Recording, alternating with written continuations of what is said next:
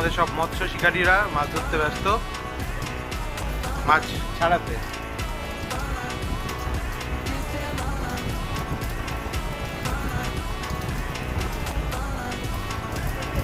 কি করে লোকের পুকুরের মাছ ধ্বংস করবে আর সেই মাছ দিয়ে নাকি পিকনিক করবে।